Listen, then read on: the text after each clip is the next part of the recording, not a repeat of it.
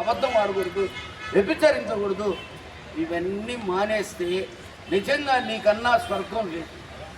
కోరికల వల్ల నువ్వు జీవితం నాశనం అయిపోతుందని చెప్పిన మహా గొప్ప జ్ఞాన ప్రపంచంలో అన్ని దేశాల్లో ఆయన కొనియాడుతున్న మహనీయుడు, మన దేశ వారసుడు, మన గౌతమ్ బుద్ధుడిని నేను ఈరోజు పూజిస్తున్నాను. మీ అందరికీ నమస్కారాలు చెప్తుంటూ, నాన్న సుబ్బారావు గారు ఆయన గురించి చెప్పాలంటే చాలా ప్రేమ గల వ్యక్తి. ఇతను చాలా ప్రేమ గలవాడు.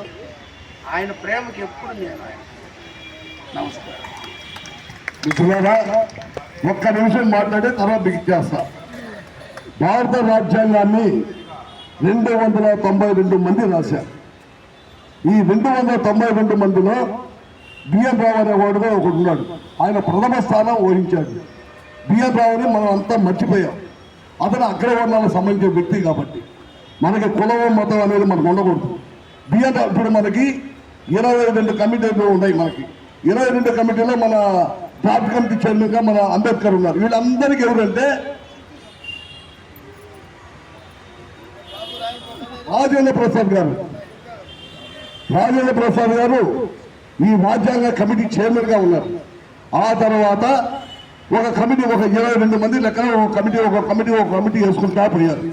వీళ్ళంతా కలిపి 22 కమిటీలు ఏర్పడ్డాయి. ఇందులో భారతదేశంలో ప్రపంచంతో ఉన్నటువంటి 75% రాజ్యాంగాన్ని మనం అక్కడి నుంచి తెచ్చుకున్నాం. మనం 292 మంది రాజ్యాంగం రాస్తే మనం 20% మాత్రమే రాసుకోగలిగాం. మొత్తం రాయలేం. మనం ఎక్కడ కాపీ పుస్తకం మనం పెట్టుకున్నాం. మన భారత రాజ్యాంగం అలా ఉంది. మనకి అటువంటి రాజ్యాంగం మనం పూజించ తప్పదు. ఏదైనా పొరపాటు చేస్తే లోపల చేస్తాం.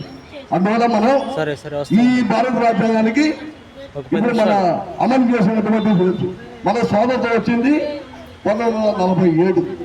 మన భారత రాజ్యాంగం అమల్లోకి వచ్చింది 1950. ఆ 50 మనం కొంత గణతంత్ర వేడుకలుగా మనం చేసుకుంటున్నాం.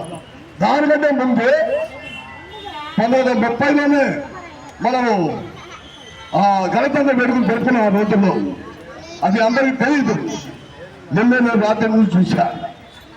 ఇటువంటి సందర్భంలో మనం ఎంతో మంది ప్రాణాలు త్యాగాలు చేశారు, ఉద్యమాల్లో పాల్గొన్నారు.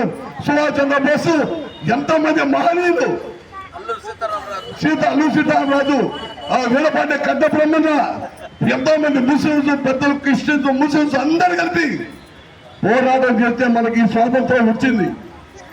33 కోట్ల మంది ఆ రోజు మనకు ఉన్నది.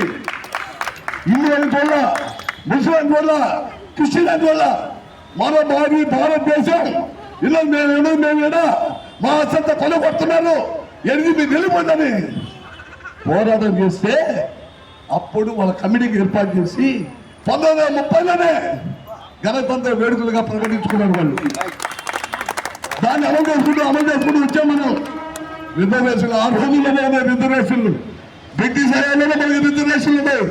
రిజర్వేషన్ మన కొత్తగా రాలా. అదేవిధంగా కావున ఎంతో మంది మహనీయులు త్యాగం చేసేటువంటి కార్యక్రమం మనం ఎక్కువ మాట్లాడకుండా పోతే టైం వేస్ట్ అయిపోతుంది. కాబట్టి వెంటనే చర్య పంపకం.